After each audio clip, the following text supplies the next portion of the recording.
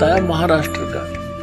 वो कहने लगा जी एक सांगली शहर है महाराष्ट्र में, सांगली, और वहां कोई आपकी भक्त ज्ञान गंगा बांटे थे,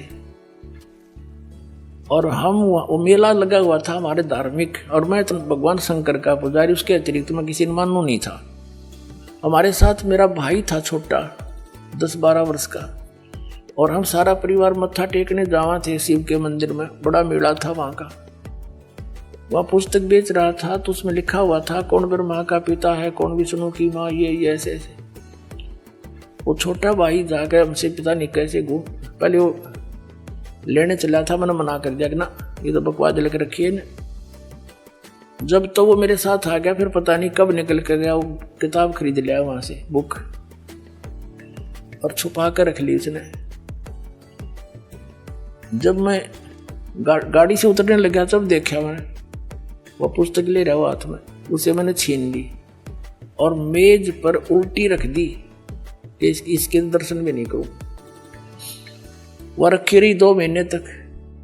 एक बार मेरा कुछ ऐसी टेंशन बनी, कुछ ऐसे सर्कमस्टांस बन गए, मेरा सिर पाटन हो गया, घनी टेंशन हो रही किसी बात की, और मैं बाहर बैठ गया चेयर लेके।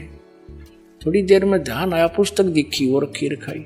मैंने सोचा इसने देखते क्या है, मैं लगा उस पुस्तक को पढ़ने। वो मेरी तो टेंशन मतलब याद भी कोई ना कचकित गई, और 3 दिन कंटिन्यूस पढ़ी। अरे सह परिवार लेकर आ गया परमात्मा का बच्चा, सारे परिवार को।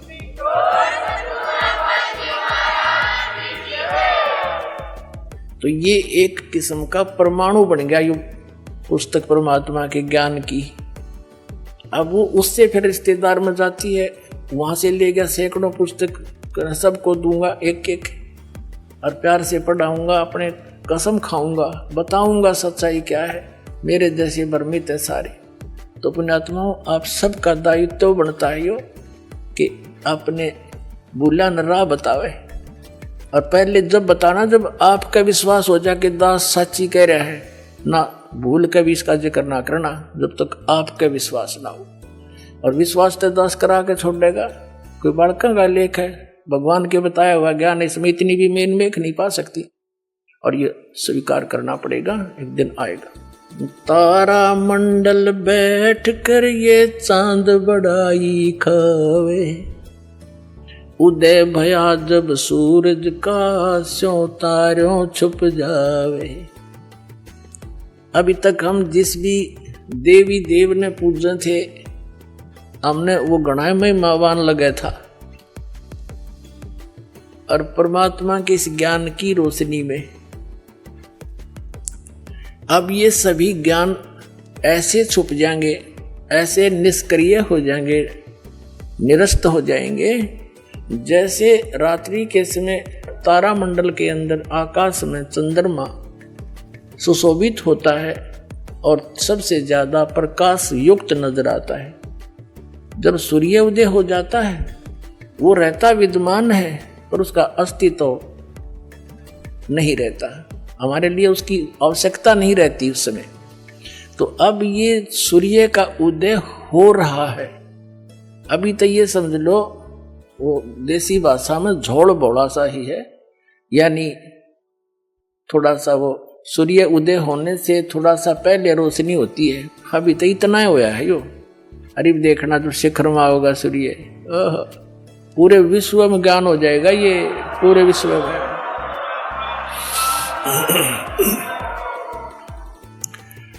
तो परमात्मा क्या बताना चाहते हैं कि आप यहाँ के वासी नहीं हो, आप सतलोक में रहा करते, वहाँ सारे सुख थे, और अपने पैर पर आपको आड़ा मार लिया। ये दास एक जूनियर इंजीनियर था इसमें, कंस्ट्रक्शन सिविल के अंदर, हरियाणा में, इरिगेशन डिपार्टमेंट। तो वहाँ पर एक बहन अपने 2 बच्चों को लेकर मजदूरी करने आई हुई, और वह लड़की मजदूरों की जैसी नहीं लगे थी। फिर भी कोई इतना विशेष ध्यान निगाह में कोई बात नहीं, पता नहीं परमात्मा किस घर में कैसा बालक हो जाए।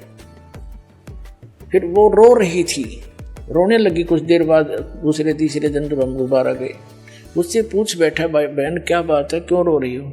वहीं पर और कई मजदूर बैठे थे, बेलदार वगैरह, उनकी पत्नियां थी। वह बहुत बुरी तरह रो ही रही थी। उसने थोड़ी सी देर बाद से फिर बताई साची कि मैं ऐसे ऐसे एक बहुत बड़े घर की बेटी थी, सेठ है मेरा पिताजी, बहुत बड़ा पैसे वाला, और मुझे सारी सुविधा थी, और जो मेरा पति है ये हमारे यहाँ नौकर रहा करता, और मैं इसके जाल में फंस गई। मैं इतनी प्रभावित होगी, मेरे माता पिता मेरे आगे रो भी दिए, उन्होंने मेरे पैर भी पकड़ लिए, बेटी कुछ भविष्य देख ले तू अपना, तू कहाँ जा रही है, रोटी टाइम पे मिले नहीं, क्या हाल होगा तेरा, लेकिन फिर हम तेरे को घर नहीं बढ़न देंगे, या तू पक्की सोच लिए। मैंने एक नहीं मानी, और इस मेरे पति की बातों में इतनी फंस गई, हम वहां से घर से भाग गए। अब ये जो मैं पैसा लेकर आई थी 1-2-4 लाख रुपए, वो खर्च खरीदी, सारा शराब पीता है। अब मैं मजदूरी करती हूँ और वो मेरे पैसों से शराब पीता है, और बोल लूँ तो मैंने रोज कूटे। अब कोई मेरा वाली वारस रहा नहीं कि तो मैं दुख रोज दूं जाके, मैंने अपने पैर पे आपको वाड़ा मार रखे। तो पुण्यात्माओं, आज आपकी वो दशा है, आप उस समर्थ ने छोड़ के इस कंगाल के साथ आ गए, और यहाँ हर एक चीज का टोटा, समय पर टूक नहीं, वर्षा हो जा, 2 दाने हो जा, ना भूखे मर जा, अकाल गिर जा। उस समर्थ को, उस स्थान को छोड़कर आप यहाँ भिखारी बन गए, और वहां सदा व्रत था, यहाँ टाइम पर टूक नहीं मिल रहा। 90% व्यक्ति दुखी है, यहाँ 90% हैंड टू माउथ है, और कम से कम विश्व के 20-30 बल्कि 40% आदमी मांस खा कर गुजारा कर रहे, मछली कोई खाने नहीं, ये खाने की चीज है, नरे पाप कमाने।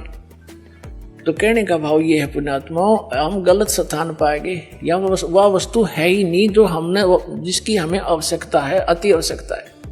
किस किस चीज की आवश्यकता है? तो मृत्यु नहीं होनी चाहिए। अगर हमारी मृत्यु ना हो, हम फिर भी से ढीठ हो रहे हैं, कत कोई दिक्कत नहीं, तो हाथ भी कट जाए, पाँव भी कट जाए, मृत्यु ना होनी चाहिए। अरिया भी कंपलसरी। दूसरा, बुढ़ापा नहीं होना चाहिए, कोई वृद्ध होना पसंद नहीं करता, सारे होंगे। फिर आप देख रहे हो जहाँ सारी सुविधा चाहिए, बड़ी कोठी, सबकी इच्छा है बड़ी कोठी हो, कार हो, पार्क हो, डली हो, सरोवर हो स्नान करने, तो ये सुविधाएं आप यहाँ खोज रहे हो, जहाँ 7 जन्म भी 100 असंख्य जन्म नहीं पा सकते आपको। ये सतलोक में आपकी ज्यों की त्यों रखी है, वहाँ आपका सारा सामान सुरक्षित है, लेकिन आपकी बुद्धि कद सेट होएगी जिस दिन आपकी बुद्धि यहाँ से इस ज्ञान से हटेगी। ये ना सोचना दास को एक लोक वेद दंत कथा सुना रहा है, या किसी डोम बाट की गाई हुई कथा सुना रहा है। ये तो वो वचन सुना रहा है जो परमात्मा ने स्वयं अपने घर का भेद दिया करके, और जिन महापुरुषों को साथ ले गए फिर वापस छोड़ा, उन्होंने इसलिए छोड़ा था कि ये मेरे गवाह बन जाए, फिर बाद में मेरे बच्चों को गवाही दे जाए कि सचमुच कबीर इज गॉड, कबीर परमात्मा है, और सतलोक में ये सारे सुख हैं।